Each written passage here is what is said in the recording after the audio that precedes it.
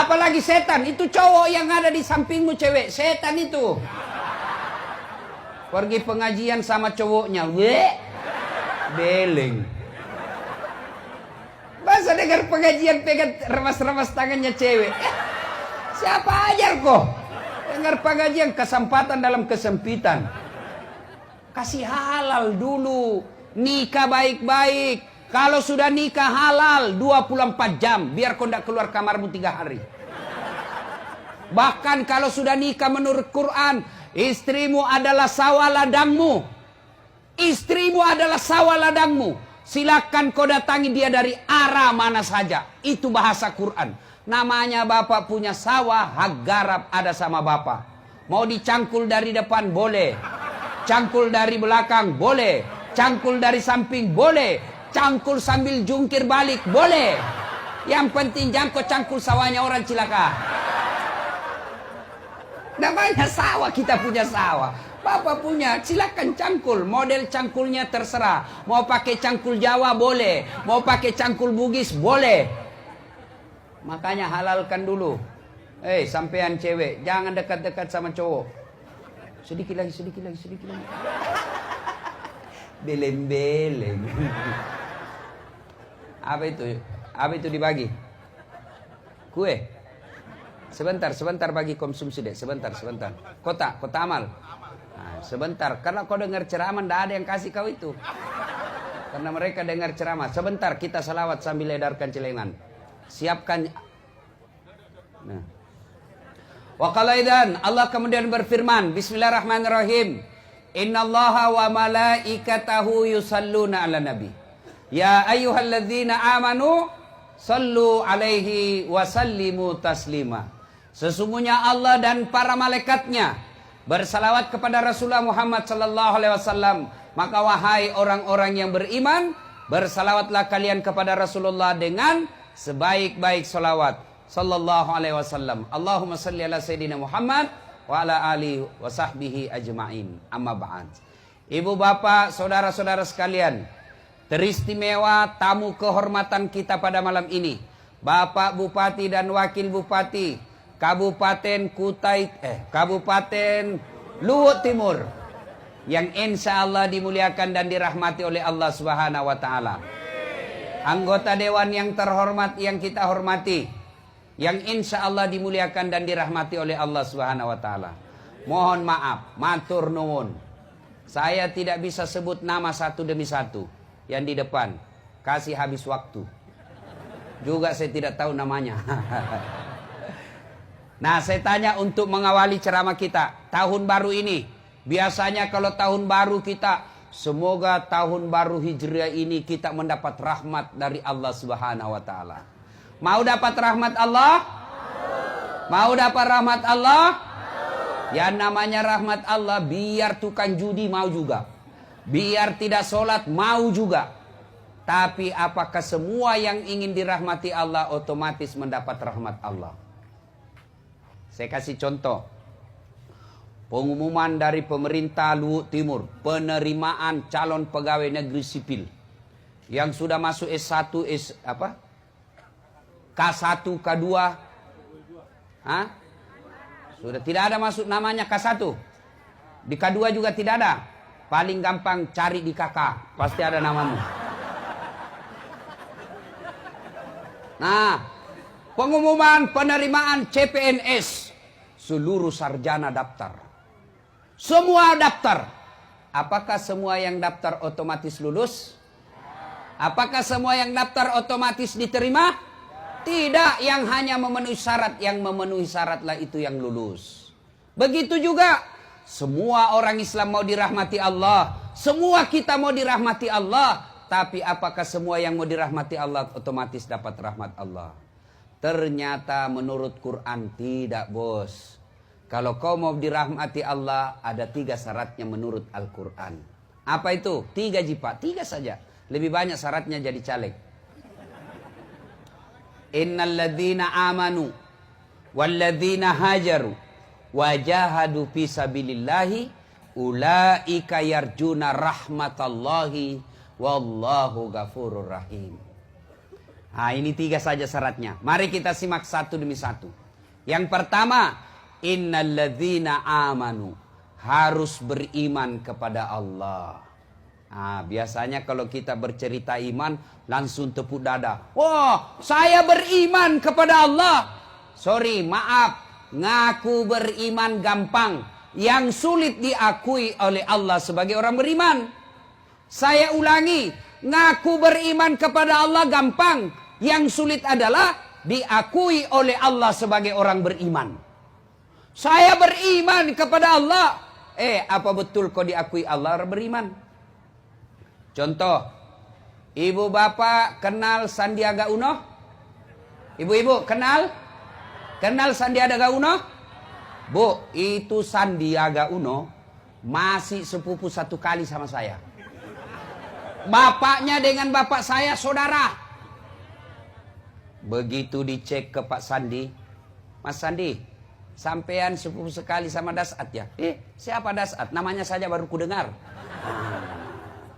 Ibu-ibu, kenal Yusuf Kalla, wakil presiden?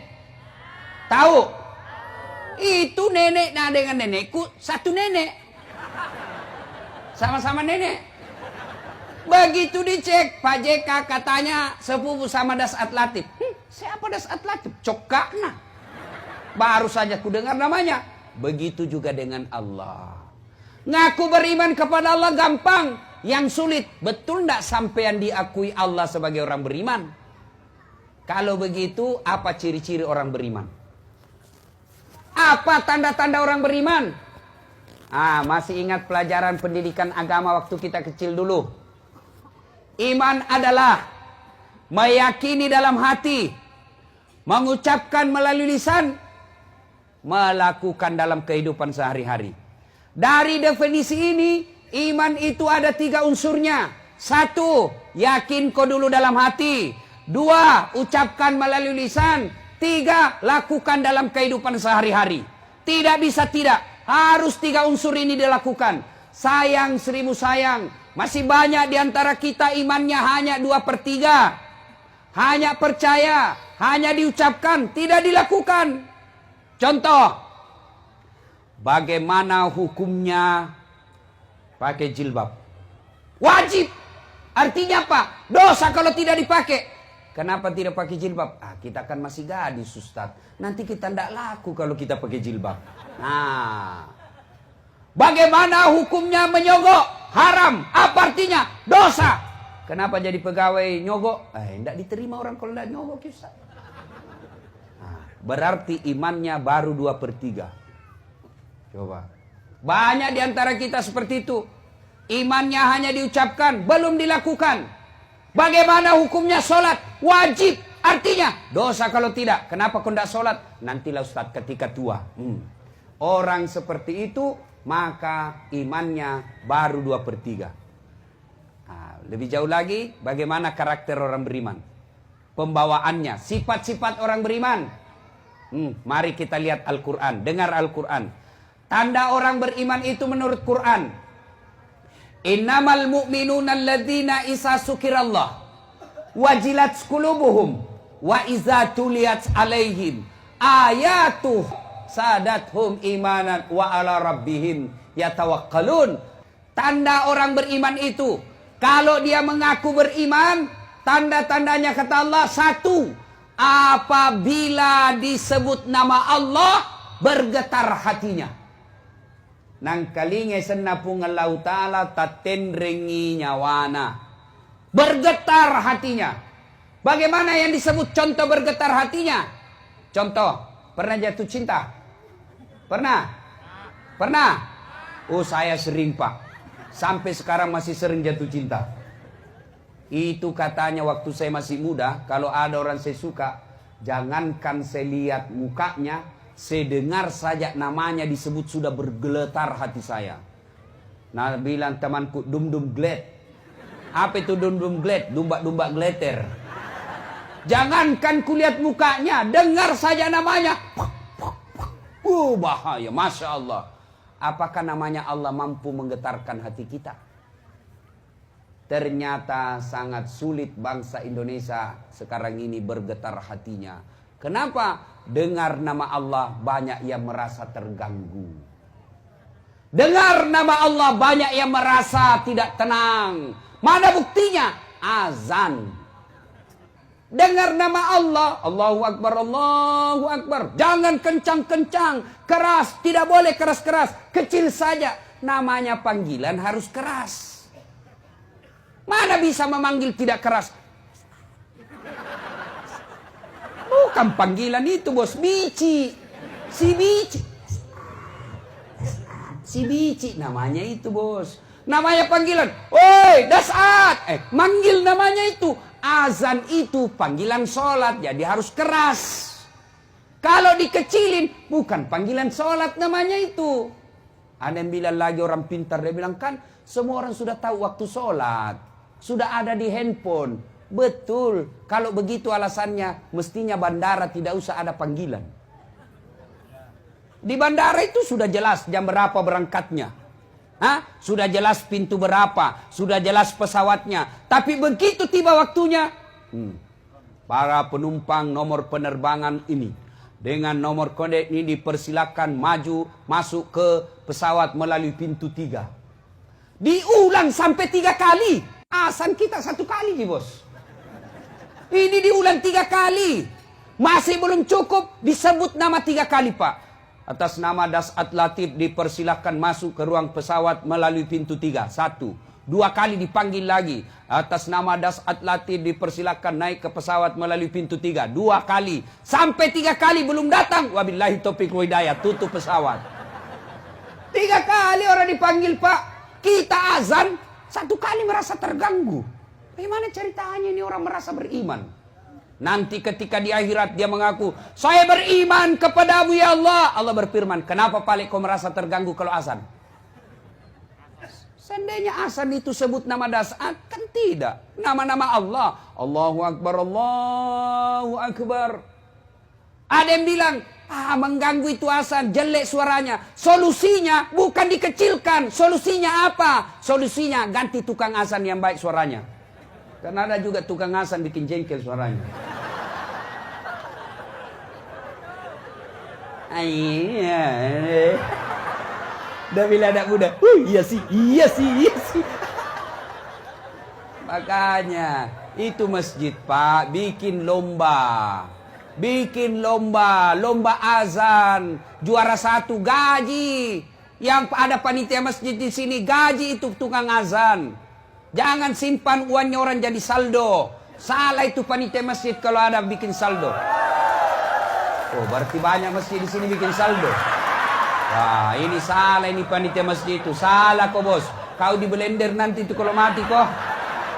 Jangan simpan uangnya orang. Banyak juga panitia masjid itu saldo kas 70 juta. Begitu kita mau kencing tidak ada air. Masih baik kalau kencing, Pak. Kalau air besar, saya pernah singgah, percaya diri saya, langsung saja dulu. Selesai itu, tidak ada air. Kalau kencing, Pak, masih aman, bisa saja digalate saja. Tapi ini, ada kuning-kuning. Ini kesalahan panitia masjid. Jangan simpan suannya orang. Gaji, bikin sayembara, Muharram, bikin sayembara, azan. Lomba azan parade Muhammad dalam rangka semarak Muharram. Oh, luar biasa. Ini luar biasa. Pak Bupati, Pak Wakil Bupati, anggota DPR, terima kasih, Pak. Berapa kabupaten yang ada di Provinsi Sulawesi Selatan ini, Pak? Belasan, 24 kalau saya tidak salah. 24 kabupaten kota yang ada di Sulawesi Selatan, Pak. Hanya Timur yang rame perayaan ulang tahun. Bayangkan, Pak. Senangnya lagi kita, Pak, Bupati Wakil Bupatinya hadir dengan senyum-senyum. Akrab. Pak Wakil Bupati telepon Pak Bupati, iya kanda. Pak Bupati telepon Wakil Bupati, iya dinda. Kan enak dirasa kalau begini akur. Kalau pemimpin kita baku bombe kita, rakyat bingung. Si salah-salah. Baru 3 bulan sudah dilantik, baku bombe. Ketemu baku bengkok mukanya. Ini biasa yang kasih baku musuh ini bupati sama wakil bupati tim sukses. Ini biasa tim sukses kasih salah-salah orang. Apa Jina pikir proyek?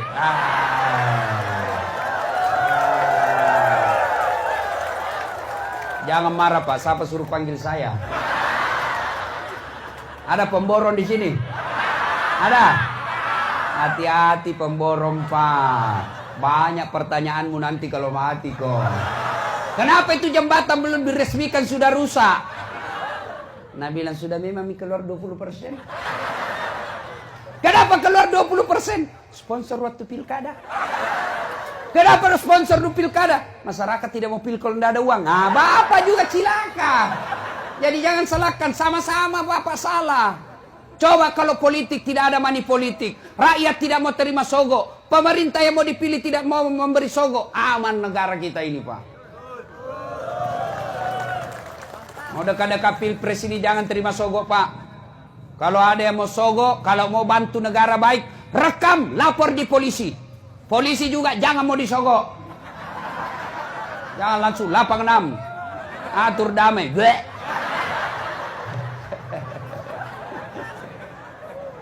Itu polisi India, bukan polisi Republik Indonesia. Itu polisi India kalau ada film Pak, terakhir baru datang. Mati miso penjahat baru datang, apa lagi? Bapak saudara-saudara sekalian, nah kembali tadi ya, jangan simpan uangnya orang Pak. Bikin itu bermanfaat.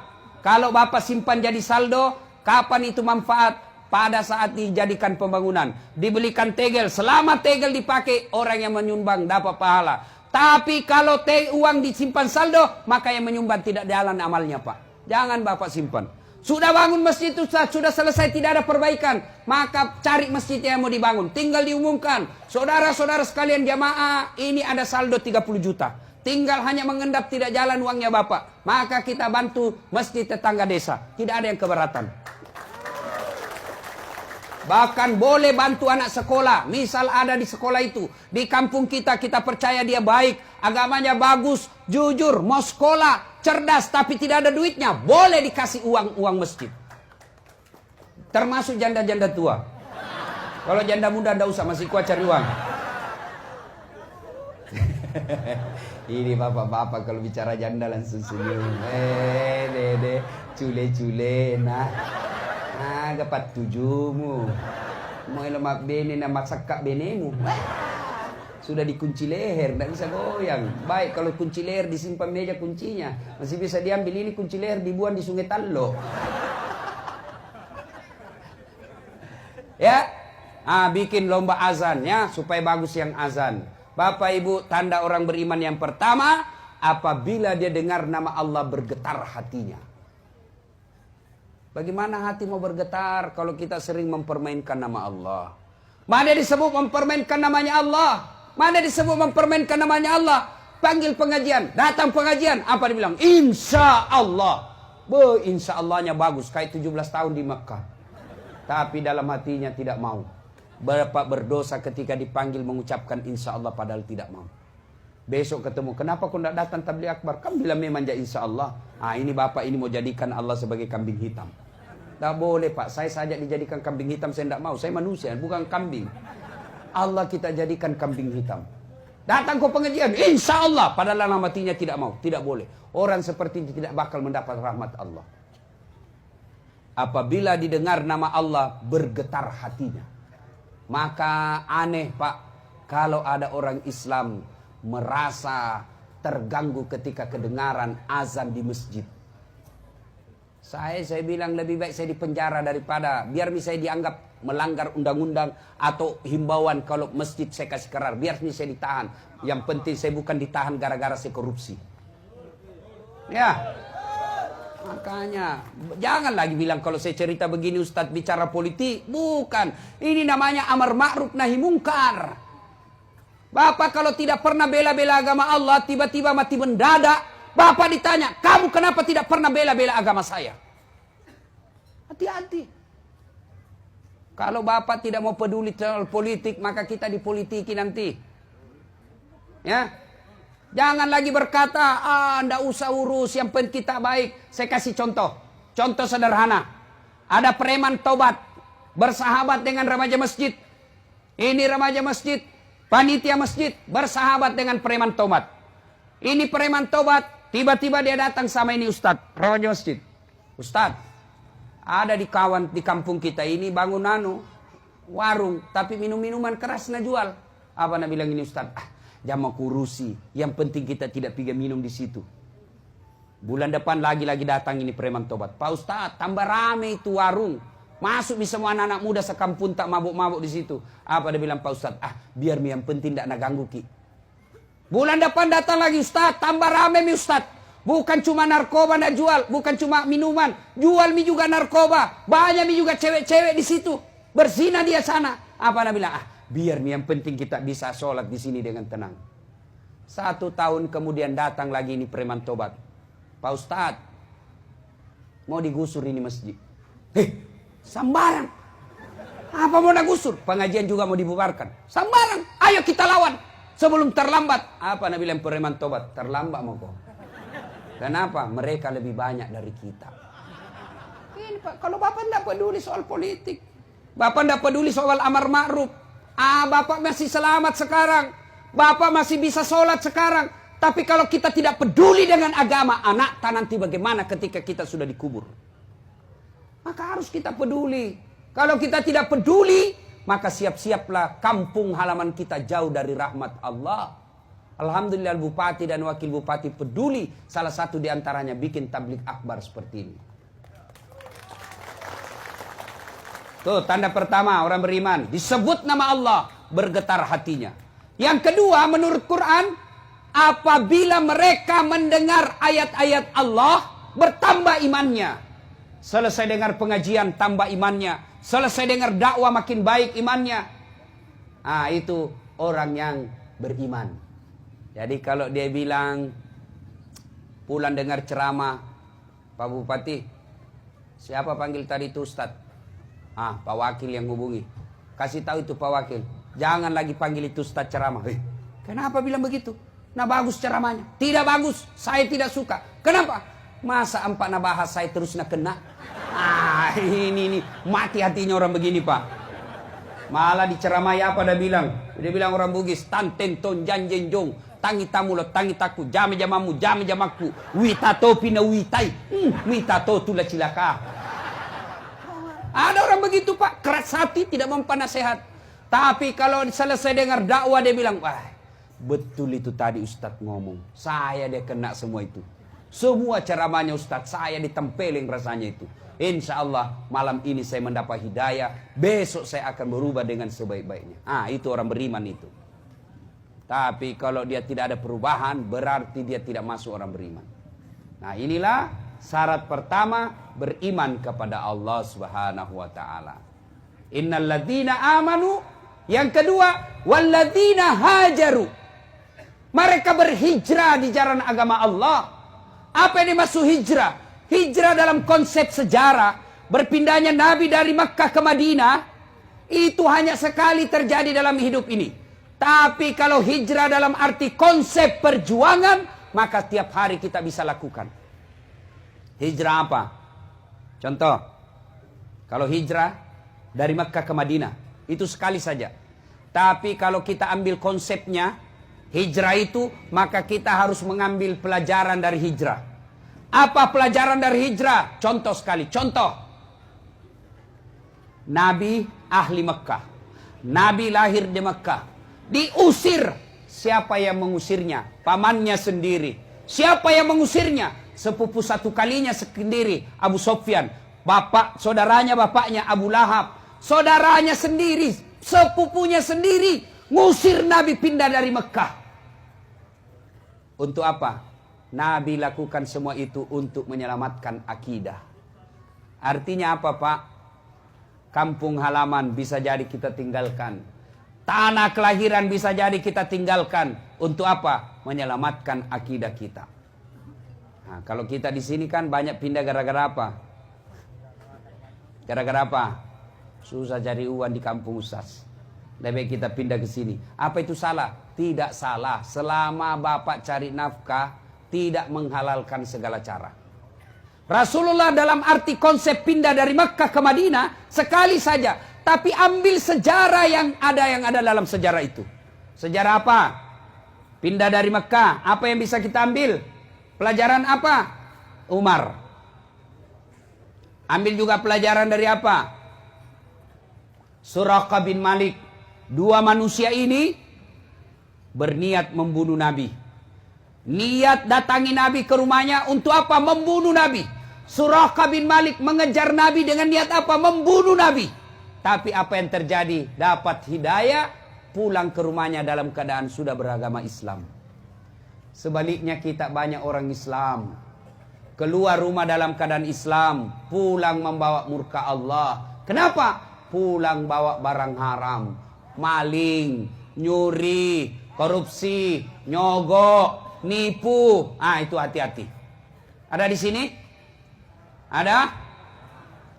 Biasa yang bawa pulang barang haram itu pedagang. Kok bisa Ustadz? Ya nipu pembeli. Terutama misal penjual beras. Ada penjual beras? Banyak. Hati-hati, jangan sampai Bapak tulis 2 kilo padahal tidak cukup 2 kilo. Meskipun selisihnya hanya, ya mungkin 1 gelas selisihnya, maka Bapak napanya nipu. Itu haram. Apalagi nyogok. Ada suka nyogok di sini? Jadi pegawai nyogok. Nah bilang temanku, susah Ustaz. Tidak bisa orang jadi pegawai kalau tidak nyogok. Siapa bilang saya jadi pegawai tidak nyogok? Adik saya lulus juga di pegawai tidak ada nyogok. Fotokopi aja kita bayar. Ini sekarang dia bilang susah. Biar kita S2, S3. Tapi kalau tidak D3, tidak lulus. Sedih. Bagaimana ceritanya? Nah tinggi itu S2 daripada D3. Dia bilang D3 itu Ustaz, duit dan lek deking. Bapak jadi pegawai nyogok, selama Bapak terima gaji haram. Bahkan termasuk pensiunnya haram.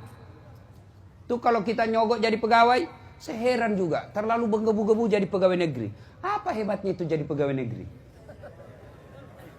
Apa hebatnya jadi pegawai negeri? Tolong tunjukkan saya pegawai negeri tidak ada utangnya di koperasi. Tolong ada semua itu. SK pegawainya di bank. Ada semua di koperasi. Apa pegawai negeri? Ada semua itu utangnya. Apa pegawai negeri? Tanggal 1 sampai tanggal 10 makannya apa? Sari laut. Tanggal 11 sampai tanggal 20 turun mie sedikit, sari mie. 21 sampai 30 saridon. Oh sakit kepala. Gaji habis, cicilan belum lunas. Apa itu? Gali lubang, tutup lubang. Kalau ada pegawai negeri di sini mobilnya harga 500 juta, pasti korupsi. Kecuali ada kebun sawitnya. Beda. Bapak saudara-saudara sekalian. Nah kita ambil hikmah dari itu. Hijrah itu pindah. Pindah dari yang dilarang menuju yang diperintah Allah. Bahasa sederhananya, hijrah itu taubat. Ada enggak orang di sini tidak punya dosa? Ada di sini tidak punya dosa? Semua kita punya dosa. Ini satu kisah. Kisah ya. Ada anak muda preman. Banyak sekali orang dia bunuh. Begitu dia dengar taubat, anjuran untuk bertobat, dia datang ke rahib. Pendeta lah kalau zaman dulu, belum masuk Islam waktu itu. Dia datang ke Pak Rahib, pendeta. Pak Pendeta, kira-kira diampuni dosaku. Nah bilang ini pendeta, rahib. Apa dosamu? Nah bilang saya ini pembunuh, 99 orang kubunuh. Banyaknya itu. Kau tidak bakal diampuni, kamu orang busuk. Marah ini anak muda karena jengkel, dia tikam juga itu orang. Tapi dia tidak putus asa. Dia datang lagi ke pendeta yang lain. Pak Pendeta, diampuni dosaku. Dia bilang ada pada dosamu. Dia bilang tadinya 99 orang kubunuh. Tapi ada lagi di sana kasih jengkel kak. Cukup 100. Kira-kira diampuni tidak dosa saya? Apa kata rahib pendeta ini? Anak muda, dosamu besar. Tapi ampunan Allah jauh lebih besar. Kalau kau betul-betul bertobat, kau datang ke desa seberang. Berkumpul kau dengan orang-orang soleh di sana. Ini anak muda senang betul mendapat berita gembira. Maka dia jalan terus. Jalan. Tidak peduli makan. Tidak peduli minum. Akhirnya mati di jalan. Mati. Wah, bertengkar malaikat penjaga surga dan penjaga neraka. Dia bilang penjaga neraka ini bagianku. Dia bilang penjaga surga tidak. Ini bagian saya. Dia sudah bertobat. Bertengkar. Akhirnya